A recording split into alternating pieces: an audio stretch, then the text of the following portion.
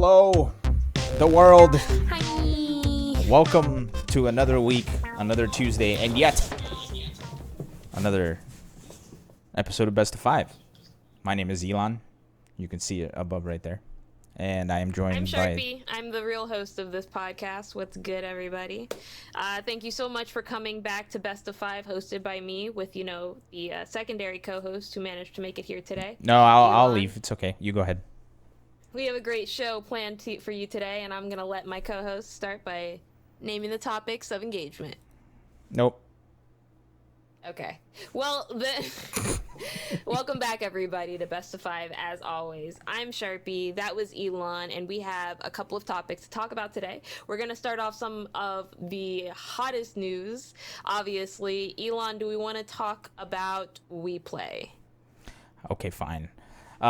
First, actually, so Steve unfortunately can't be here, but we do have a patented recap to happen. So let me pull this up here. There patented we recap.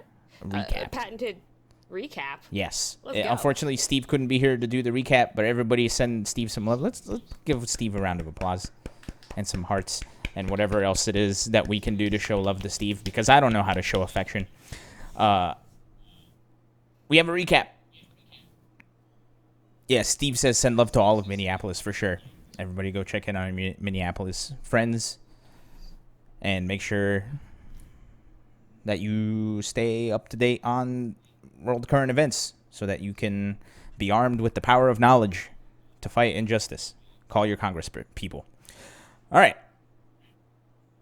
That was the politics version of the politics segment of the podcast. Let us go into the fighting game version of the podcast with a recap from Steve, who could not be here. We only had one event today. Or for this past week, rather, and it was the finals of the WePlay UFL Season 1 for Tekken 7. And, of course, the big name up at the top, he's back at it again, Arslan Ash, taking home the 15,000 smackaroos, winning the grand finals against a wise honey, another Pakistani, 10,000 smackaroos. Pakistan is still ridiculous at Tekken, it looks like. Took like a year and a half off, but they're still really good. Huh. Look at all that. And worthy of note, if you guys check on the bottom left there, Arslan Ash lost only one set all weekend. It was 1-2 versus Kuiper in the group stage. So, and for a total of 27-6 games. That's kind of crazy. Arslan Ash went into the hyperbolic time chamber, and he came out even crazier than when he went in. So we're all in danger. Coming up third, name we haven't seen on top threes in a while, JDCR. And the top four is Saint. I remember seeing a double KO over the weekend from JDCR and Saint, reminding us that they kind of had the monopoly on Tekken when Tekken 7 first reached consoles and became playable for all of us. So good to see those two back again. And there's Kuiper tied for fifth with Fergus. Fergus back on the map. And then Daniel Mado and Kira rounding out the top 8. And that was WePlay UFL Season 1. We now have all of our champions. As we can see, the Walk of Champions. We have Sonic Fox, Mortal Kombat 11. We have Woes taking it for Soul Calibur 6. And Arslan Ash rounding out the end of UFL Season 1. Sharpie, did you catch any of UFL Season 1? Unfortunately, I didn't. And that's not, I feel like, due to any fault of the tournament or anything, unfortunately, going on. I'm just working on a lot of projects right now, so my free time is so incredibly limited. Ugh. Yeah. I unfortunately don't have time to watch tournaments as much. You and I both. However, I did get to see a little bit of it here and there, and I gotta say, it's been a while since we've seen a well-produced, high-stakes type of tournament happen. And while this was an invitational, not necessarily an open bracket tournament, it still kind of felt like, it felt like watching fighting games on the weekend again, Mm-hmm. So I was super happy to see it. The production quality was great. As you know, we were looking at the this picture here, you could see the set that they had was really cool. So and it's cool to see that games like Mortal Kombat 11, Soul Calibur, and Tekken were getting the spotlight. That actually looked CGI. Does it really? Yeah. Look at the text. There's only one way to fix this. Zoom and enhance. So like, the thing, Twitter in general is really bad quality. But the reason I said it was because it actually doesn't look like the shadows on the ground are necessarily reflecting off of each other with the reflective surfaces that are there. So like, I see the grate, but it's just like, it all looks really, really flat to me. The grate, the construction material, and the backs of those stands. So was this tournament Blue just says, a lie? CGI. Yeah, no, I don't think it was a lie. I just think that this specific scene is green screen. That's all. It's just this specific part of the tournament. Sharpie. So like, they obviously had the casters in person, right? Sharpie, did you just uncover a conspiracy in the FGC? No, I'm just a production kid. Like, I run tournaments, and I would do something like that on, like, if I was running a Skullgirls tournament and I wanted it to look super nice right now and no one could do it in person, I would make a green screen literal backdrop. I would edit banners of the players, update their game and everything exactly like they did. If I had the budget, I would do that. Like, that's what it looks like to me. I'm sure it didn't look like that, obviously, to everybody watching, because someone grabbed a screenshot. It was like, yo, isn't this nice? Did UFO even happen? Or was it all CGI? No, UFO definitely happened. Am I happening? It's not flat, but I do think that, like, a lot of this would have been possible even without as big a budget as everyone talking about. But it has been a while since we've seen events at this caliber, I will say. And I don't know if that's just due to, like, I want to say quarantine fatigue, because I know that they're really talented online tournament organizers. Like, a big one that comes to mind is Ryan Price, otherwise known as BG Callisto, otherwise known as the Sausage King on YouTube. Like, he runs fantastic tournaments, and he works very, very hard to make sure that small games like Under Night, like BlazBlue, like Skullgirls, all of these games get a lot of attention in general when, like, offline events won't always run them. But it's also kind of weird, because if he ran his own online tournament, it would look better than, if not rival, like, some of the production at things like Evo. Like, and I know that for a fact, and no one would be able to tell at all that it was done all online. No one would be able to tell that at all. So it's like, when I see events like this, and I'm like, wow, this probably cost 3 times the cost that it needed to be, but I'm glad everyone got paid, type of thing. You know? Yep, I agree. That's what I see when I see these events now. But that's only because I literally work with so many people that, like, make it possible for these contracts and events to happen. It's just, I wish that they had been giving opportunity before quarantine. It kind of sucks that we had to go through all of this quarantine stuff to get to a point where now organizations are like, okay, now we can do this all online, you know? Yep. Agreed. Sorry for vamping. No, it's fine. I'm just having an existential crisis, wondering if I'm CGI or not. It's scary. You are. You very much so are. It's okay. You know what? Actually, why don't we go ahead and just real quick. Can I feel love? Hello, Command Center. Can we boot up Elon 2.0 real quick? We're in the middle of something. Wait, why? What? Nothing, Elon. You good? Continue. So anyway, we had, along with the ending of UFL, we also had a couple of other crazy announcements this week that I think we need to get to before we get to other stuff. Sharpie, you did some investigations and you reached out. You went into the trenches to find this out. But on Thursday of last week, it was announced that Climax of Night is making a comeback. Well, it wasn't announced. I guess it was teased. So, Sharpie, do you want to go into some deets about what this means and what we're looking forward to?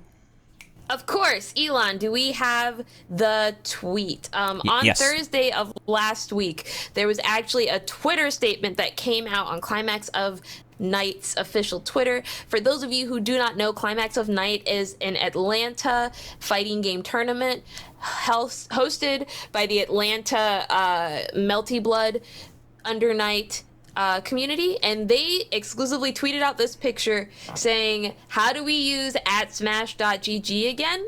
And it's a picture of their screen cap of the tournament saying Climax of Night Type -4 bracket arising coming November 2021. And the most imperative thing in all of this is they give you an actual address of a hotel.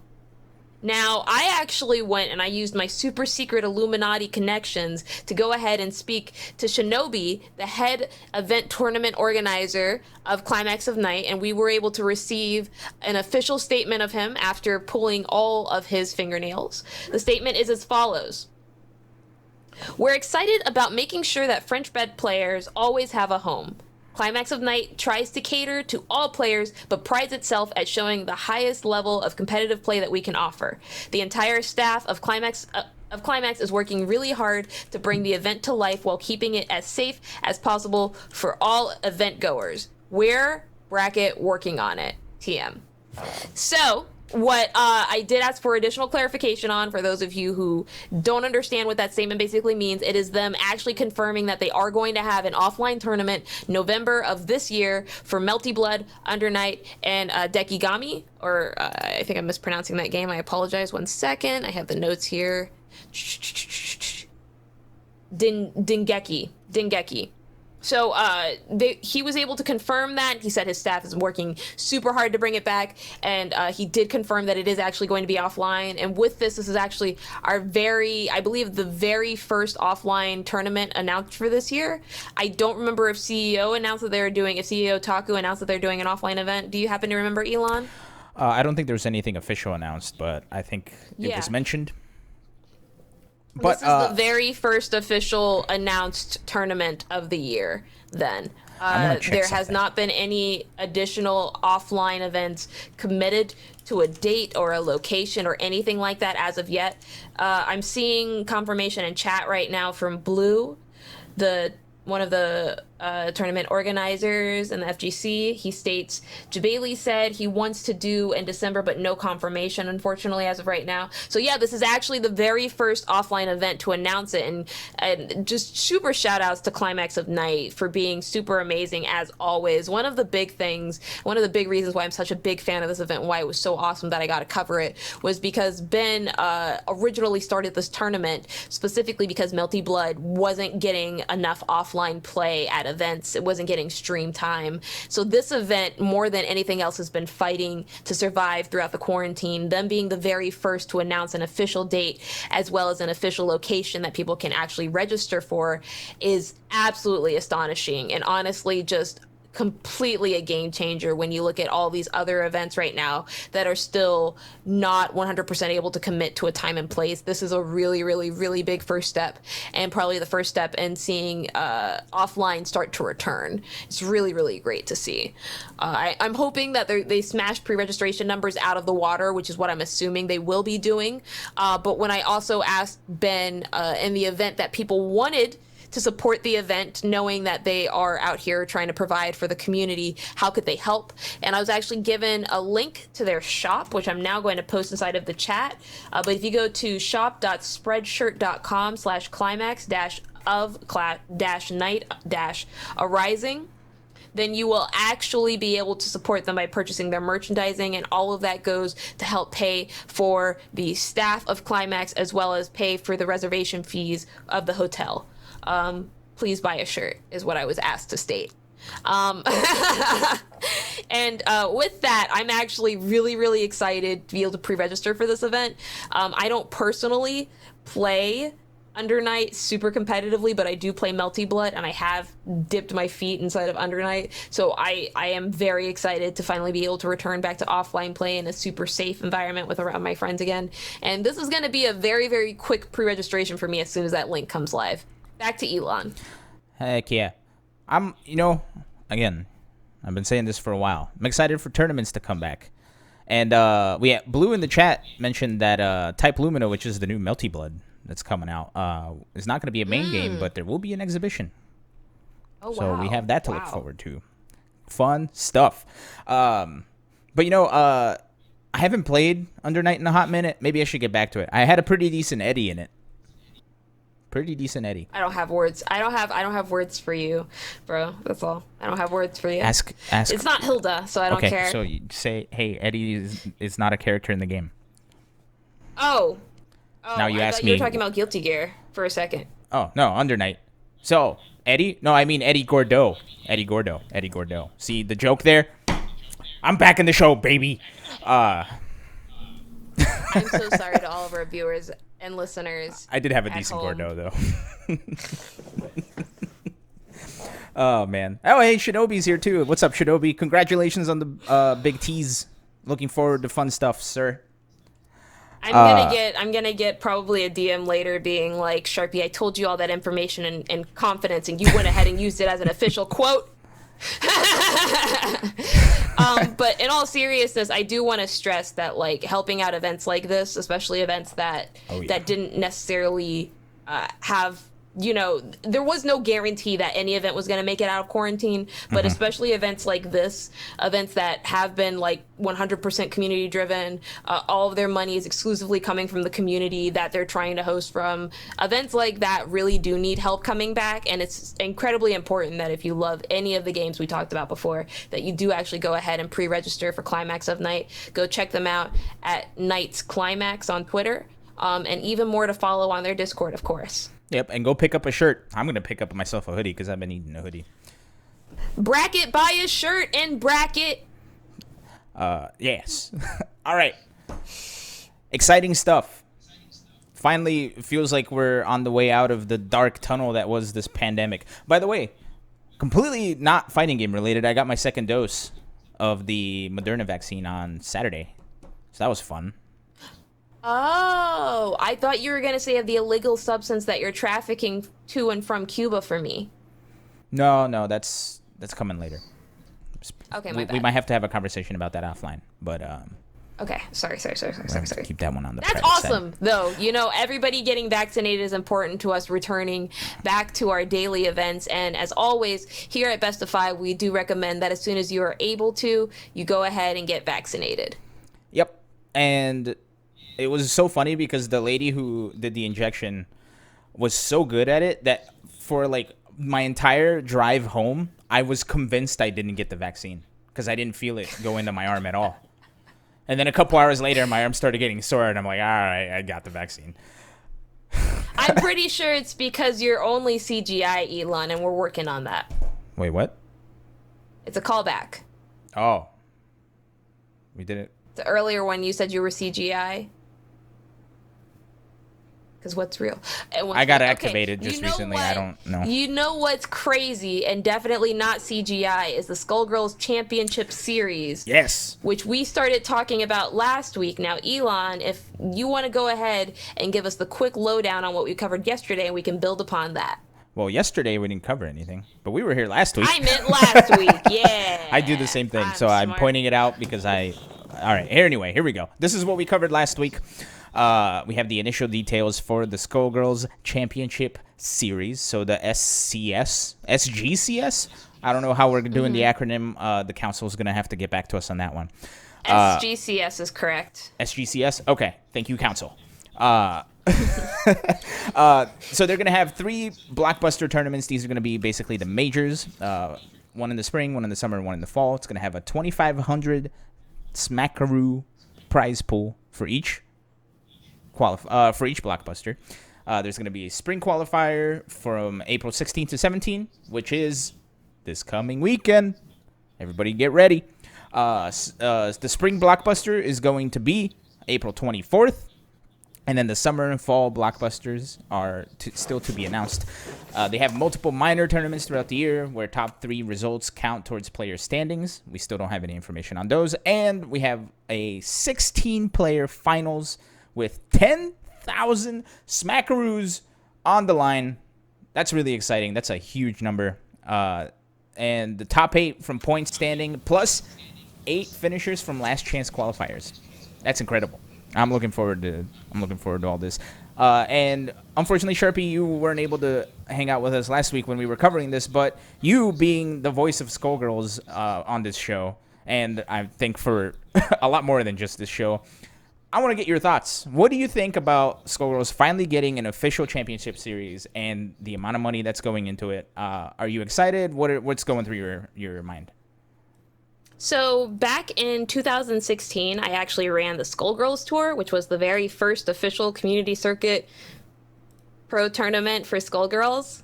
So, I mean, this is just part 2 with more money. That's I don't know what you want me to say here. It's great. Okay, look, official answer. It's great. It's great that that this is happening again at a point in time when Skullgirls is going through a quote unquote revival. A lot of people didn't think that Skullgirls was going to still be around, I suppose, like 11, 12 years later, and yet here we are. Fantastic and living, sweetheart. 21 yet again, baby. Yes. You may have thought we died, but we did not. Yes.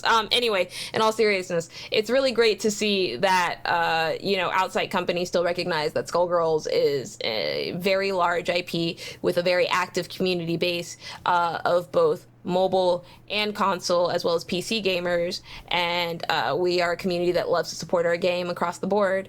I want to shout out Hidden Variable, of course, because the real reason why Skullgirls is going through a lot of this revival and why we're able to come out with all these new characters and these tours and everything is because the mobile company, Hidden Variable, worked very, very hard to raise enough money and promised us that if they were successful, we would get Annie, and that's what happened. So it's really nice to see that type of mutual relationship come from mobile gaming and the console gaming world. But even more importantly, I think it's really nice to see Hidden Variable kind of take the realms and start promoting fighting games, even though they're working on a mobile game, because that's really been helping the Skullgirls community a lot, is a lot of the sacrifices that Hidden Variable has made to make sure that Skullgirls Second Encore is still very successful and very active, even so far as basically creating this tour and in coordination with, I think it was like, I don't remember who is working on it, and unfortunately I'm under NDA, so I can't delve too much into the specifics, but shout outs to the community running that officially, because that really, really helps our community more forward than anything. And I do want to state I am commentating the spring finals. I'm sorry, not the spring finals, the thing this weekend on the 16th. The qualifier? 17th, so definitely check it out. Yeah, I'm commentating the qualifier, so definitely check it out. I'm really excited. It's gonna be the very first time I've commentated Skullgirls since I started playing again, actually.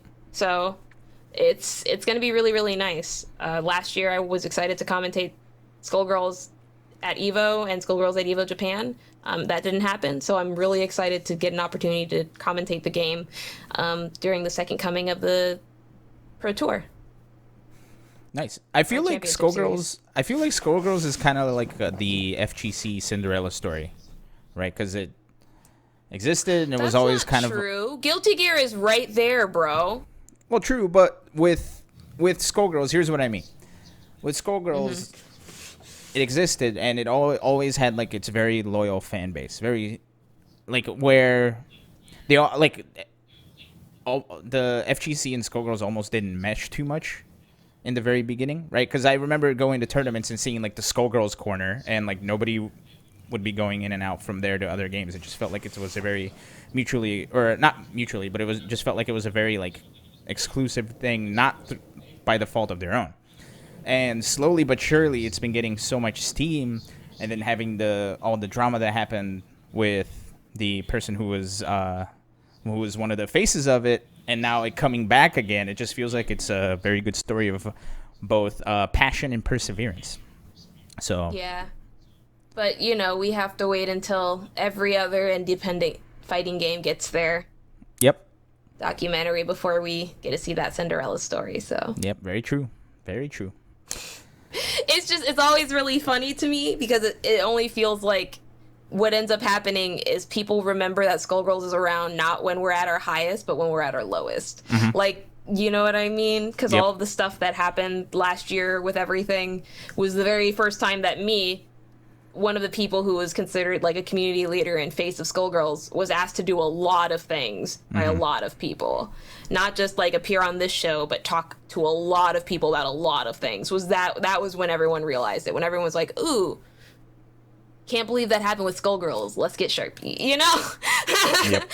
So it's kind of crazy to see everyone like really, really happy that good things are happening to us, because it's like, it's nice to see good things happen for all the people that continued staying in the community even when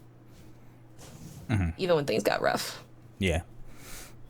And not even that, but even like the big blow that the Evo cancellation last year was too. So not only was it the big drama, but then all the stuff that was out of everybody's control.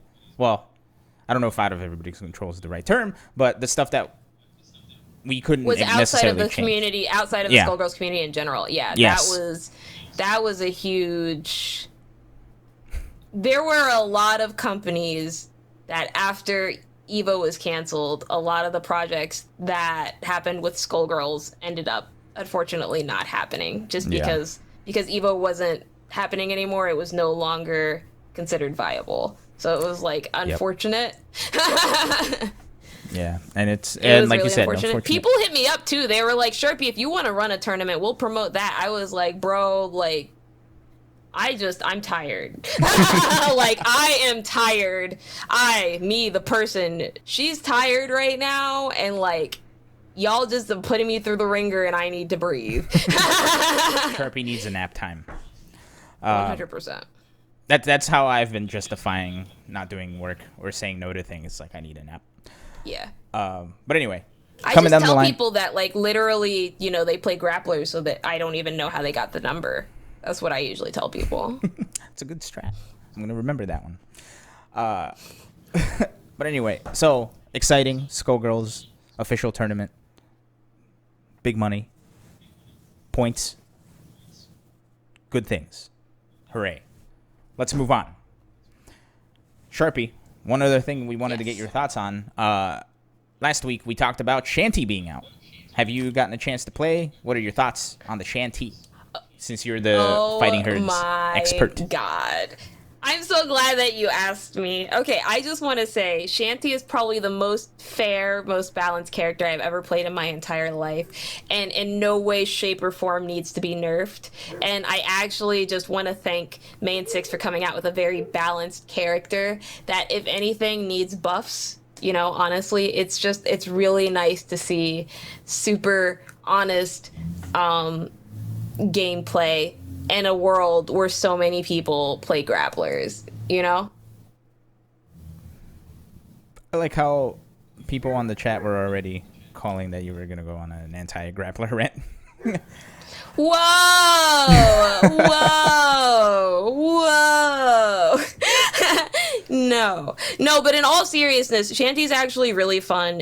She is pretty balanced. There are a couple of things that I think are very dangerous inside of the games right now.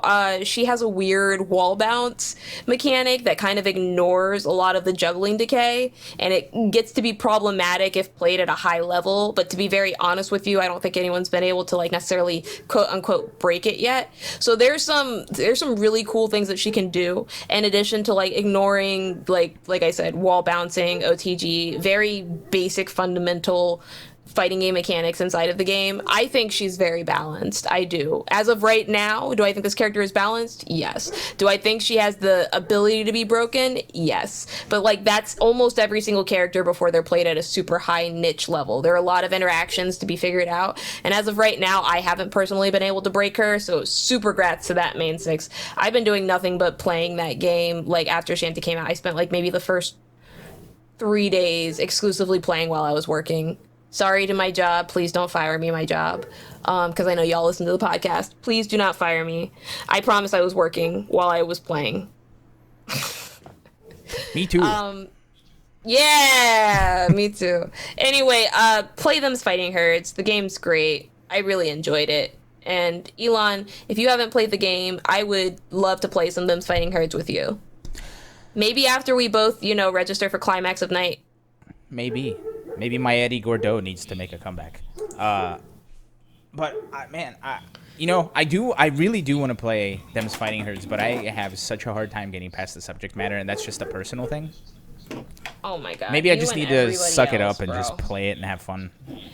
It's really annoying because it's like, to me, a lot of the problem stems from exclusively the subject and art matter with people who play games that would really like it. And I feel like Street Fighter players specifically would love Them's Fighting Herds. I really, really, really do. Because Street Fighter V right now seems to me like a more watered down versions of Them's Fighting Herds, honestly. Like, everyone's always been like, Sharpie just plays Skullgirls, Sharpie just does this, but it's like, I can understand other fighting games sometimes, and like the neutral inside of Them's Fighting Herds I feel is very rewarding. The problem is obviously the combo system. I know Street Fighter players like hate long ass combos, I get that, but the neutral inside of Them's Fighting Herds is very rewarding at a higher level, and I actually like it a lot. I'm a big fan of games that super reward really good neutral by death. I love that inside of a video game, and that's why I play Skullgirls. That's why I play Them's Fighting Herds. Even though you have like 4 or 5 interactions before you die in Them's Fighting Herds, it still feels just as good. But I know some people just hate combos. I get it. Blue even said some people just hate long combos in general. I know. It's frustrating to me, someone who started playing video games and where I like specifically started loving longer combos inside of video games, not just fighting games and all video games. It's kind of weird to come to a video game space and then hear people say, yeah, well, I hate long combos. And it's like, that's the point of video games. The video game is to do the longest combo and win the game. Like, that's the whole point. Touch of Deaths are cool because it's like, you won the game. That's why it's cool, is you just won. Like, yeah. I don't know, maybe I come from a different universe of video game players, but that's what I was always taught when I was a kid. It's like, hey, you press the right number of buttons and you win the game. Like, go off. Yeah, well, I think it's funny that that's become a complaint when the transition from Street Fighter 4 to Street Fighter 5, that was the biggest complaint. Was Street Fighter 5 combos aren't fun. You couldn't do any combos. Yeah. And so, I'm like, are you guys joking? Like, now this is too many combos? Like, I thought you guys wanted this. This is what you guys wanted in Ultra, right? The combos? I don't understand. So. Anywho, maybe I'll buy Them's Fighting Herds and just suck it up and have fun.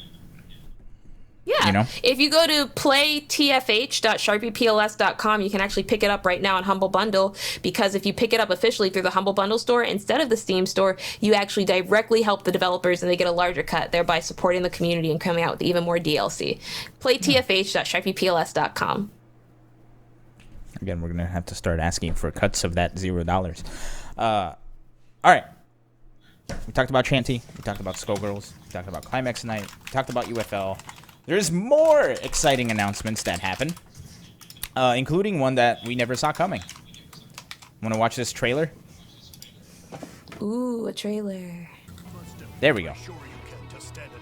Oh, it's Ryu. Power Rangers Battle for the Grid. Oh, it's Chun-Li. She's coming in too. Oh my god. Okay, that actually looks really cool though. But no, in all seriousness, that actually did look really cool. I actually liked how Ryu moved in that game, and this is gonna sound really kind of rude, and I apologize in advance to the Street Fighter community, but Ryu looked more fun in Power Rangers than he does in Street Fighter V to me. Mm-hmm. Yeah, I don't disagree. No, I don't disagree. But yeah, so Ryu and Chun-Li have now entered the world of crossovers. They went to Fortnite, then from Fortnite, now they wound up in Power Rangers. I wonder where they're going next. But with all that said, Power Rangers Battle for the Grid is one of those games that I very much regret not having played yet. I say I'm going to play it, and then I always drop the ball. But a lot of people, sorry for punching my microphone. A lot of people have been saying that this Ryu kind of looks like Tatsunoko versus Capcom Ryu. So, you know what it is? It's the mask. Yep. Because the Megazord is totally different and cross Capcom. So. Yep. So, Ryu and Chun-Li Battle for the Grid. They did it. They became Power Rangers. I wonder, are they gonna turn into herds to get into them fighting herds? Who knows? The sky is the limit anymore. But I really wish I played Fighting for the Grid, or Battle for the Grid, sorry, because that game does look really, really cool. One of these days it'll happen. Black Yoshi plays Battle for the Grid, and he's been trying to get me to play that game, saying that it's like his Skullgirls. Mm-hmm. And I am still not 100% sold on the game, even though it looks very good, because there are certain things inside of the game that just don't have answers yet. And so every single time I try to pick it up, I'm like, oh, okay, this is really cool. So you can just freeze someone and that negates an entire attack. And he's like, yeah. It's like, okay, so what happens if you do it on an Aoki setup? Like after they're coming out of recovery, like, and you just go ahead, immediately to just smack them. And he's like, yeah, nothing. That's how it works. And I was like, are you joking? Like that's it? He's like, yeah. I'm like, I'm gonna get some DMs later talking about how like literally that's fixed, and if that's fixed, I'll come back to the game same day. Real talk. I have my hitbox literally upstairs, and I will play that game. But as long as that Ice Ranger still has that disgusting ice setup, I'm not about it. It's always ice. Why is it always ice? Because ice is OP, Elon. True. What are you gonna do? How long does recovery feel when you're not iced, bro? That's how not long an does answer I have. feel when you're not iced? That's not an answer I have. I wish I did. Mm-hmm. But maybe this is the wake up call for us to finally pick up Battle for the Grid and start playing it. I don't know. Oh yeah, I hear it's only like $12.99 right now. Yep.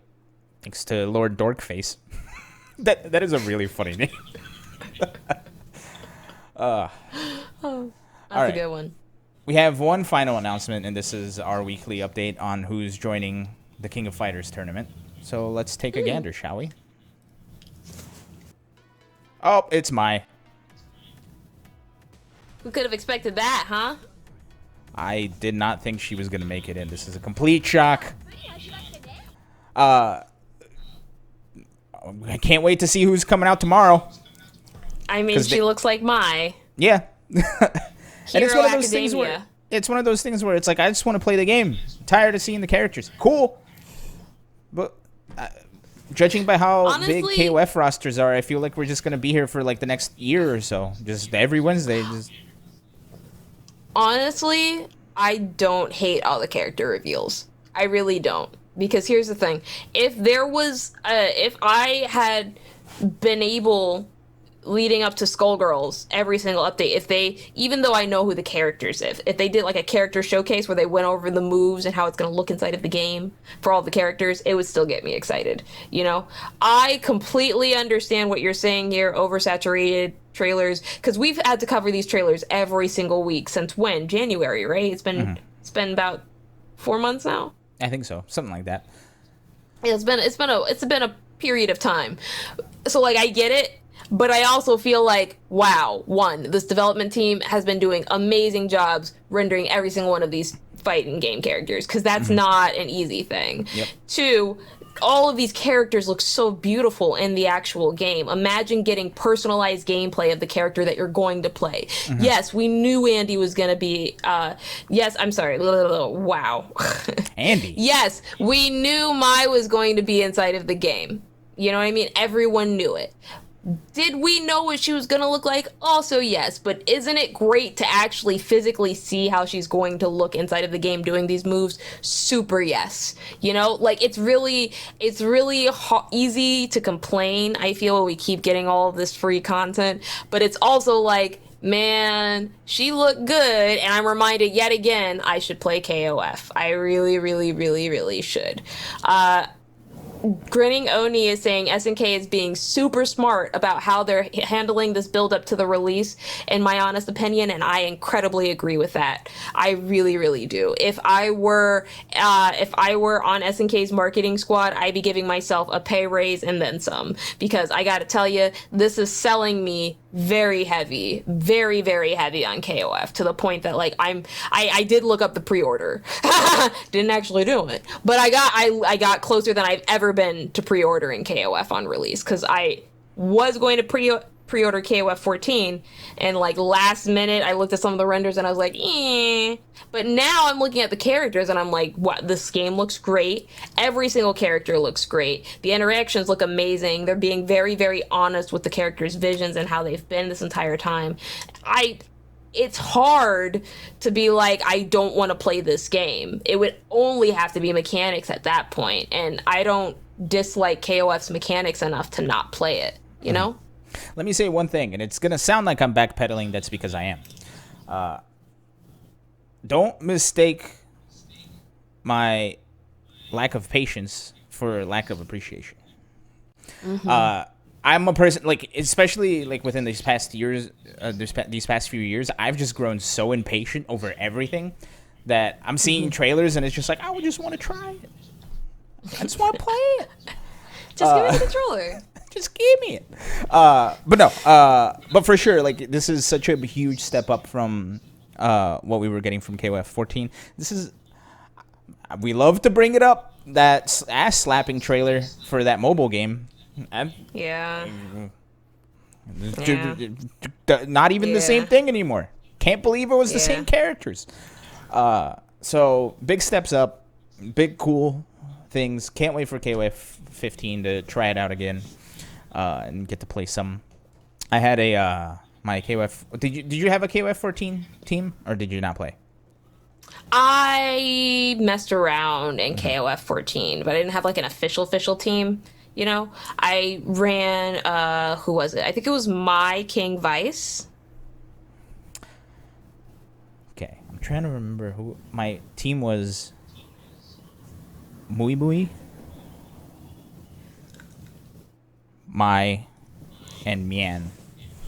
Just because they all started. Mian it was like the little Dezu kawaii girl, right? With like the crazy candy she everywhere. had Rekkas. That's why I played her. And then there was the mask lady, who I think was Mian, and then I only picked it because saying the team name was so much fun. It was Mui Mian Mai. I had a blast. That's fun. I like the idea of KOF. It's hard for me because I play like team fighters, you know? And like as soon as I was like, man, I need something besides Skullgirls, everyone was like, KOF's gonna be great. And I played it and I was like, this isn't a like team fighter, is it? And they're like, yeah. And I'm like, you know, Man, if only Marvel Infinite was still around.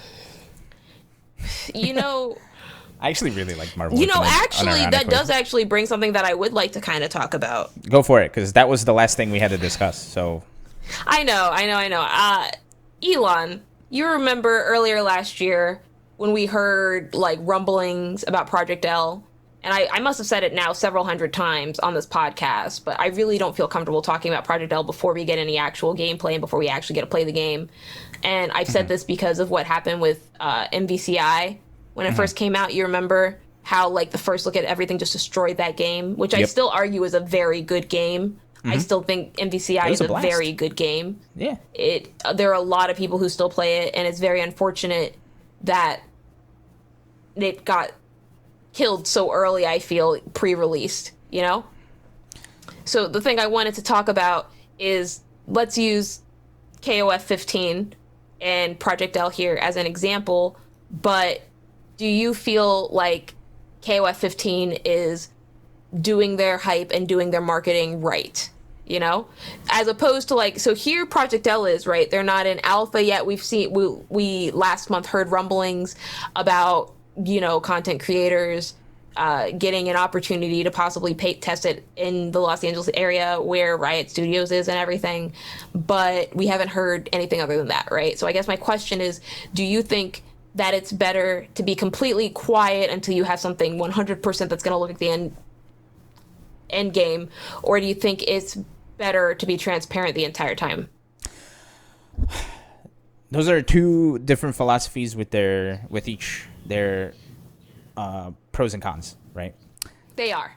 I do want to bring up something because Efren's in the chat remembering about the Marvel bars. And I am so happy that you guys played the Marvel bars on the yearly anniversary of the Marvel bars incident while I was not here. Because holy crap, that was awful. So there's a very good example of marketing that doesn't make sense. We had those Marvel bars. Both of them tasted like ass. Made me not want to play MVCI, even though I liked the game. Just because of how bad they were. But, to your point, let's keep talking about MVCI since we're talking about MVCI, is a great view into why you don't show in development stuff. Right? Because MVCI was in development, they didn't have everything finished, it didn't look very polished. Granted, there was the issue when the game came out, it still didn't look very polished. But they were showing in development stuff, and people were not happy with the way the game looked, and that unfortunately kind of created the crack in the foundation that caused it to collapse, right? Mm-hmm. On the other hand, take a look at Guilty Gear.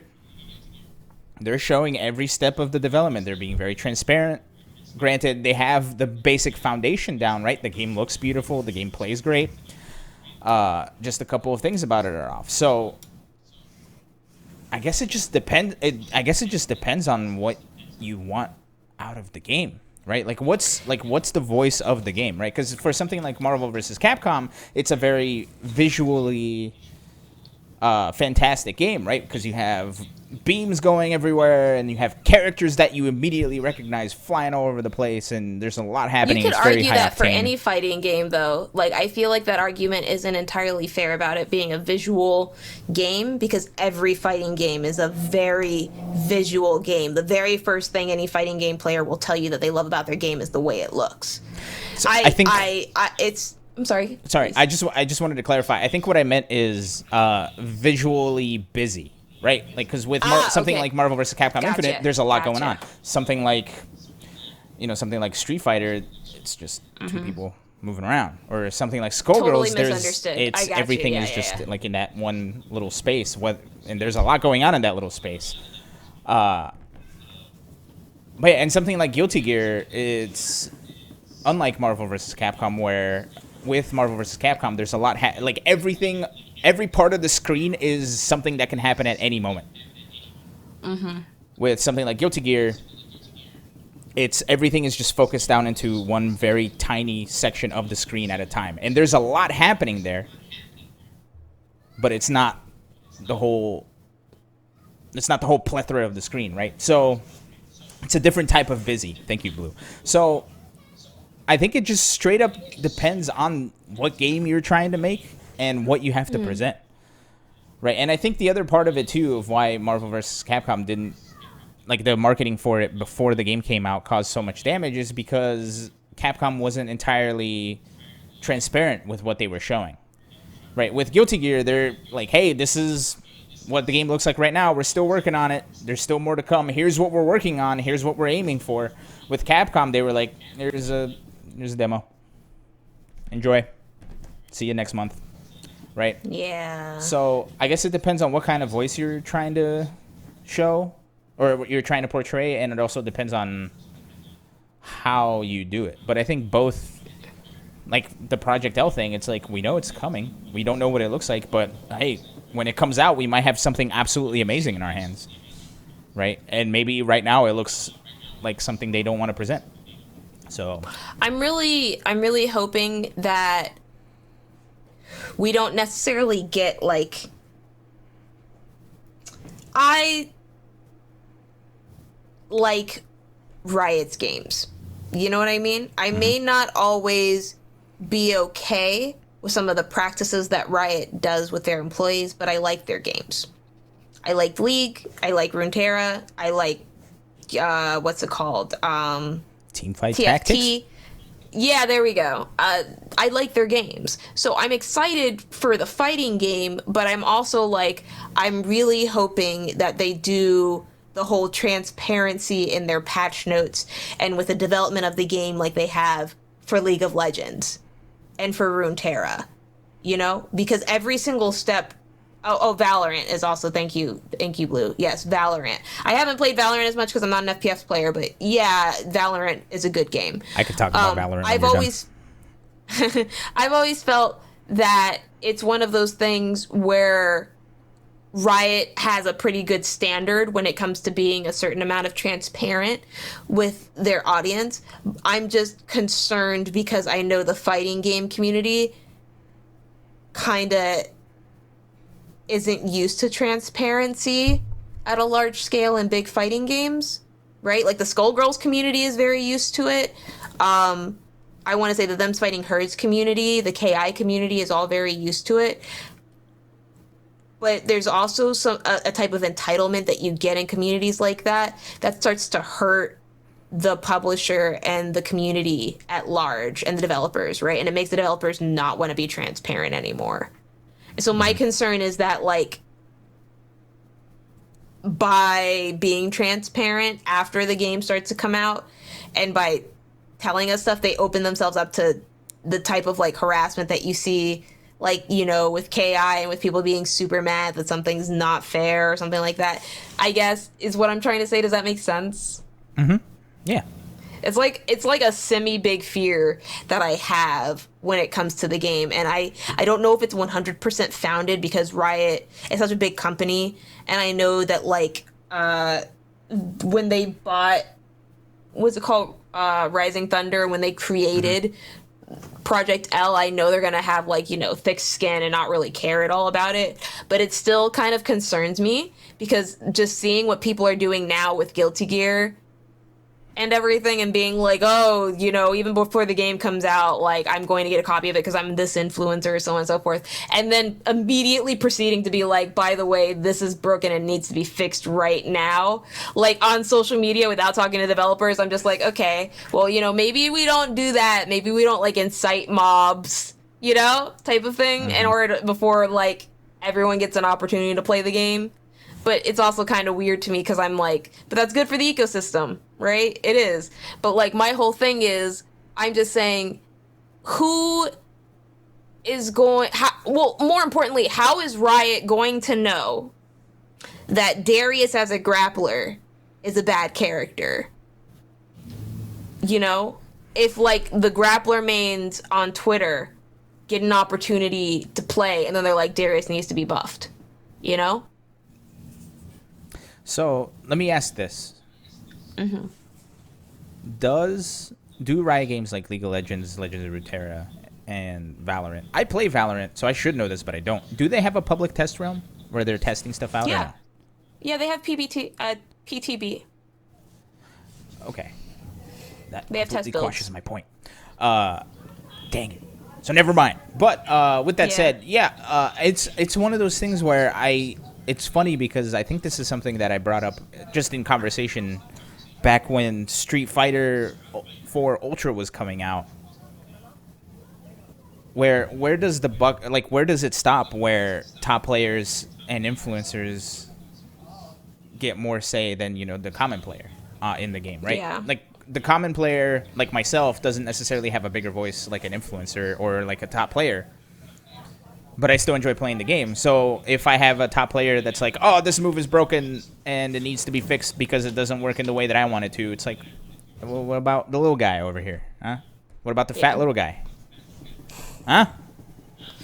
What about me, dang it? As someone who's, like, considered a quote-unquote influencer, you know? Like, I joke a lot about nerfs and buffs very frequently, but I feel like a lot of people know that I'm joking, and I try to make it very obvious that I'm joking when I do joke about it. But one of the things I refuse to do is, like, I refuse to ultimately go when I have an actual conversation with the developer and be like, hey, this change needs to happen. Because as someone who doesn't play the game at, like, the highest top tier, I understand, hey, my experience isn't going to reflect everyone. Here's how I felt playing it, though. Here's what I noticed. I don't think this should be nerfed or buffed, but here's a problem that I fell into. And I feel like very frequently, people who are in public eyes have issues stating that to their audience or to their public or something like that. Like I know Blue is saying in chat, I feel people think about this when it comes to Max, Sage Am, Sharpie, Ultra Chin, so on and so forth. Yes. And something that I have actually heard Maximilian say before is that he doesn't always feel comfortable telling people what nerfs and what buffs should be changed inside of a game. And when I heard that, it made sense to me because I was like, yeah, you know, we're content creators. We're not professional players. So it's like if you're trying to get us here to understand your game and to like make changes to your game, we're not always the best people to do that. But in the same breath, when it comes to like professional players, sometimes they be out of pocket saying things to not change things for common players, you know what I mean?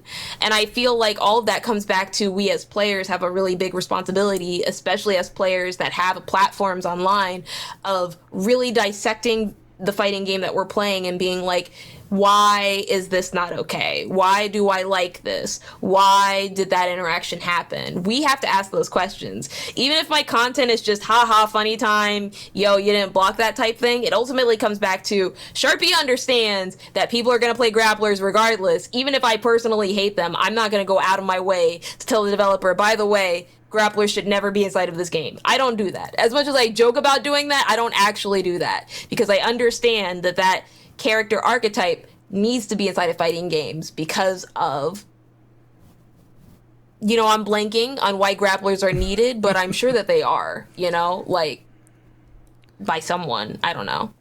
Yeah. I think all I think it comes down to is we live in an age where, and I'm sure we're tired of hearing people say sentences like that, so I apologize for falling into the trap that I just did.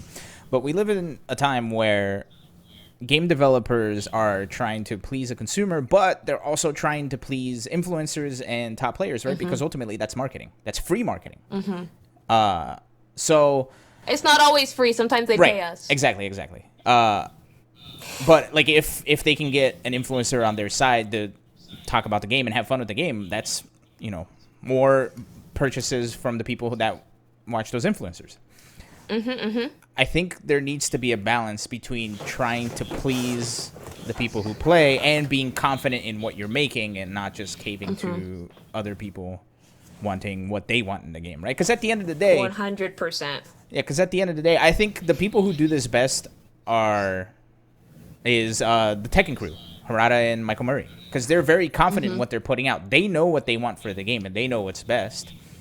Do they take opinions from people? Absolutely. But it doesn't ultimately like completely cause them to back off of what they wanted to do in the first place, right? Because they're not trying to be at the whim of the people who have big voices in our community. But they're confident in what they're making and they know what they're doing. Don't ask me for yeah. On my end. Sorry about that edit, by the way, Steve. Sorry about that. It was good because we said it at the same time, so I think it'll be all right. The exact same time. It was very nice. So I think that's just my personal fear on video games in general, not just fighting games. It's that people aren't confident enough in what they have, and they try too hard to please the bigger voices without thinking of everybody else. Anyway, sorry for that rant. No, that's awesome. That was actually the conversation I wanted to provoke from that early, expansive kind of, you know, open question. And now I have a follow-up on the topic of general gaming, even though this is a fighting game podcast. We did hear rumblings about E3 officially announcing that they are coming back this year. Notably, there was no Sony pre-reserving a spot at the conference. There have been some rumors going about that since Sony has purchased Evo, they no longer need E3 to market their games. Thoughts on that, Elon? So I know Sony announced a long time ago that they weren't doing E3 stuff anymore. They did. Nintendo also said that, but Nintendo's back on the E3 wagon, so... Nintendo loves free press, and they are the newest of all the big publishers there. That is true. But with that said, it's actually, like... that's Ubisoft. I'm sorry. Yeah. Ubisoft is newer. Yeah, no, I just remember Nintendo saying they weren't going to do it because the Nintendo Direct stuff have been so positive, right? But they're going to do a big announcement at E3. Maybe they just missed it because it didn't happen last year. I don't know. I think there's good things about E3 and there's bad things about E3. And in the last couple of years, I think the bad things have been outweighing the good, right? Because it just turned into a giant... Sorry, Steve, I don't know if we can leave this in, but I'm just going to leave a little bit of a space here and there so you can edit it out. E3 has just kind of been feeling like a giant circle jerk of the gaming industry, where, you know, like, it's a place where everybody goes, and it's like the video gamer version of, like, the Oscars, where, like, everybody goes, they announce big things, everybody just goes there for that, and then that's it, right? And instead of it being about the consumer, it's about press, it's about media, and it's about exactly what I was talking about. It's about the people who influence everybody else, which is not necessarily a bad thing, but I think it was getting a little out of hand, right? And that's the second time that that's happened, where it started turning into a public event and they backed it off and just said, media personalities only, get out of here, normal people. You don't get to be excited about stuff unless you're reading it through an IGN article. So, and it was starting to trend back to public again. So who knows where it's at now after the break. But I think E3, even though I say I have this disdain for E3, I like watching press conferences where they're like, look at this game, look at this game, look at this game. You like this game? Dark Souls? It's because we grew up with that, you know? It's like I hate it as much as anybody else. You know, I just want the gameplay, like you said before. But they throw a really cute little trailer up there for, like, some old game that I haven't played in forever, and my nostalgia's, like, kicks in. And it's like I'm at 3,000% nostalgia and 1% disdain, and that disdain just has to hold it for a little bit. And you know? I'm a sucker for it. And if it wasn't for E3, we wouldn't have gotten the miracle that is Bugsnax. That Bugsnax reveal... I still have the song loaded up one of these days. I'm going to play it one of these days. We're going to replace Night Trap with it for like a month. You know, it's taking a really long time for Elon 2.0 to boot up, and I can only assume this is a factory malfunction at this point. Bugsnax is the greatest game that's ever been made. That's crazy. That's crazy that this Elon is just a simulation. Anyway, in all seriousness, I also agree with you. Sony did obviously state a couple of years back that they weren't going to participate in E3 anymore. It was back in 2019 that they stated this, after the kind of whole issue with E3 2019 having the lowest viewed numbers there. They stated that they were probably not going to come back to E3. You know who is coming back, though? 2020 happened. You know who is coming back? I'm sorry for interrupting you, but somebody that is coming back is Blue, is returning for 30 months. Thank you, Blue. He says, I need to stream Bugsnax. Joke's on you. I did stream Bugsnax. You missed it. Thank you, Blue, for the resub. Super appreciate you, bruv. I'm sorry for interrupting you. That was very rude. Please go on. No, you're fine. You're totally fine. I also want to thank Blue, obviously, for subscribing. And on that topic, thank you to everyone who has been supporting us throughout these very, very tumultuous times. We're trying our hardest to bring you some consistent fighting game content. And thank you so much, as always, for listening. I do want to highly recommend that you do give us a like if you're listening to us on Spotify. Give us a follow if you're watching us on Twitch. And give us a subscribe if you're watching the VODs on YouTube. It does help us out. We're trying to stay consistent for y'all, all right? Elon, it's been a pleasure talking to you today. Smash that like button. Smash it. Do you think we have 13 minutes? Do you think with the purchase of Evo, Sony's purchase of Evo, and we do have to remember it's a partnership between Sony and that other company whose name I currently don't remember. RTS, thank you. Do you think Evo is going to turn into the Capcom Cup at PlayStation Experience, if PlayStation Experience ever comes back? You know, it's hard for me to say yes, even though I feel like it would be very easy for it to, you know?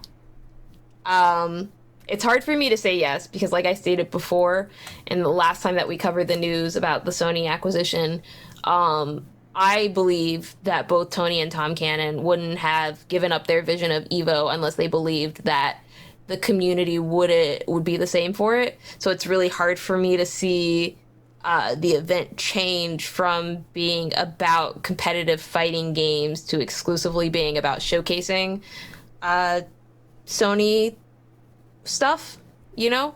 But in the same breath, I can understand from a marketing point of view that being very, very smart by Sony to do, because tech would be so easily and positively received at a competitive gaming event. Now, here's why I bring that up, too. And to your point, let's look at the history of Sony PlayStation experiences. We had the first, I think we had 3, and then they stopped. We had one Capcom Cup event at one of them, and then I think the year after, they were no longer at Sony PlayStation Experience, and then the year after that, no more PlayStation Experience. They decided to do away with PlayStation Experience. I think it was 2018. Why did they do that? It's a big Sony celebration. What happened? Were they not selling enough tickets? Were they not making that money back? What's going on?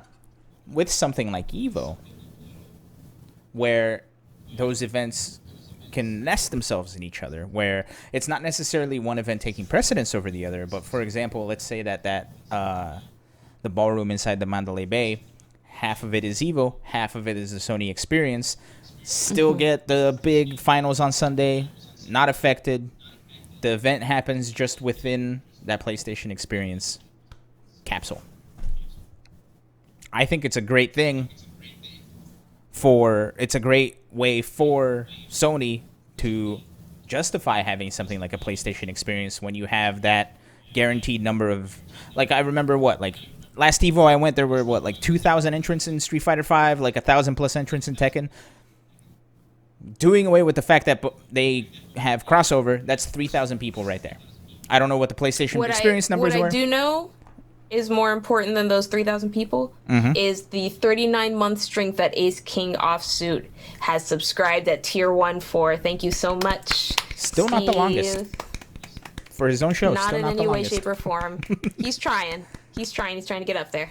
Yeah, but to Steve's point also, he says EVO isn't big enough to take that mantle for Sony, but Capcom Cup was, but he says it's esports only. So we've seen PlayStation starting to do a lot of tournaments. They were streaming a Mortal Kombat 11 tournament earlier today.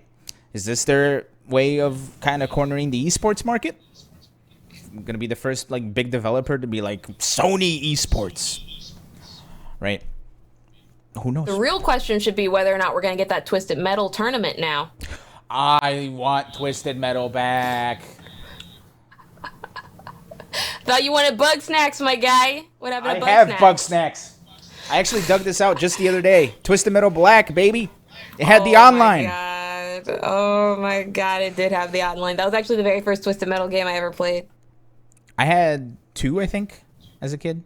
Anyway, people are saying... We got some breaking news, everybody. We have a brand new Them's Fighting Herds update live in the mix. Main 6 dev team has officially tweeted introducing the Stampede tournament circuit, an online international event series for Them's Fighting Herds. 5 months and 4 official events with additional community events will culminate in August with the finale Grand Stampede. Registration is open. It's from April to July 2021 for the qualifiers, and the final is in August 2021. Everyone, I apologize, we do not have a graphic. This was literally yes, we tweeted do. At 8:19. Ooh, we got a graphic because we're official, honey.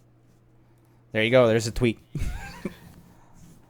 So April through July 2021 qualifiers, and in August 2021 the final Grand Stampede. So there you go. 2 minutes ago. Everybody, breaking news. Now, see,